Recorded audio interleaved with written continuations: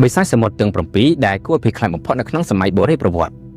មនុស្សជាច្រើនមានការភ័យខ្លាចចំពោះជម្រៅទឹកសមុទ្រពណ៌ខៀវចាប់តាំងពីចំនួនដូនតារបស់យើងបានរកឃើញថាមានភាវៈមានជីវិតកំពុងរស់នៅក្នុងទឹកសមុទ្រដែលពួកវាមានមាឌធំនិងធ្មេញដ៏មុតស្រួចពិតប្រាកដណាស់មកដល់សប្តាហ៍នេះក៏នឹងមានពពួកសត្វឆ្លាមពណ៌សដែលវាងាយស្រួលបំផុតក្នុងការខាំស៊ីយើងហើយអ្នកប្រហែលជាមិនទាន់បានដឹងថាវាគួរឲ្យភ័យខ្លាចយ៉ាងណានេះមកពីអ្នកមិនដែលបានជួបវាពីមុនមកក៏ប៉ុន្តែខ្ញុំជឿថា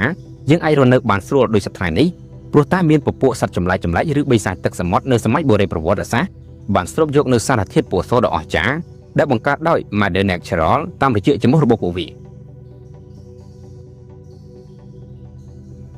1. Sastasaurus ជាប្រភេទសត្វល្មូនដែលមានទំហំធំបំផុតដែលយើងមិនធ្លាប់បានឃើញវាមានប្រវែងប្រហែលជា65 feet ស្មើនឹង20 ម៉ែត្រឬអាចវែងជាងនេះ Sastasaurus ជាប្រភេទបិសាចសមុទ្រដែលចាប់សត្វត្រីជាអាហារបើយើងក្រឡេកមកមើលសប្តាហ៍វិញវាដូចជាសត្វផ្សោតអញ្ចឹង 2. Dacosaurus ជាសត្វត្រីឬជាប្រភេទសត្វល្មូនដែលរស់នៅក្នុងទឹកសមុទ្រចម្លើយគឺវាមិនមែនទាំងពីរ Dacosaurus ត្រូវបានគេរកឃើញនៅក្នុងប្រទេសអាល្លឺម៉ង់វាគឺជាឃាតករដ៏សាហាវនៅក្នុងសមុទ្រក្នុងអំឡុងសម័យកាល Jurassic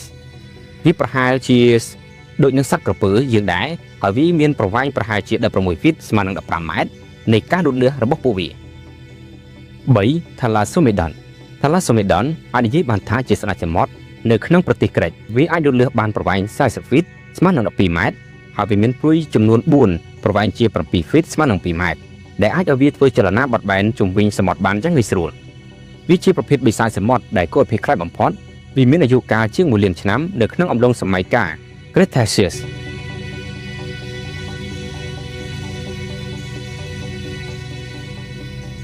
4. Tylosaurus វាអាចពពួកសត្វ Mosasaurus ដែលធំបំផុតមានប្រវែងប្រហែលជា50 feet ស្មើនឹង15 ម៉ែត្រ Tylosaurus គឺ 100% ស៊ីសត្វផ្សេងៗដែលតូចជាងវាធ្វើជាអាហារអ្នកវិទ្យាសាស្ត្របានរកឃើញសាកសពត្រីឆ្លាមឬកូនសត្វ Mosasaurus តូចៗអំបូរសត្វល្មូននិងសត្វបក្សីខ្លះទៀតដែលនៅក្នុងពោះវៀនរបស់វា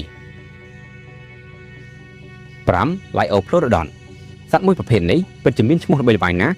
ហើយអ្នកក៏ប្រហែលជាធ្លាប់បានឮអំពីវាមានឈ្មោះថា Liopleurodon សត្វដ៏ធំនេះវាលូតលាស់មានប្រវែង20 feet ស្មើនឹង6 ម៉ែត្រវារស់នៅក្នុងសម័យកាល Jurassic ក្នុងមហាសមុទ្រដែលគ្របដណ្ដប់ជុំវិញទ្វីបអឺរ៉ុបហើយវាក៏ជាឃាតករដ៏កាចសាហាវបំផុតក្នុងតំបន់នោះផងដែរបើគ្រាន់តែគិតថាវាមានមុតប្រវែងជា10 feet នេះជាហេតុមួយដែលវាពិតជាងាយស្រួលបំផុតក្នុងការត្របាក់ចំណី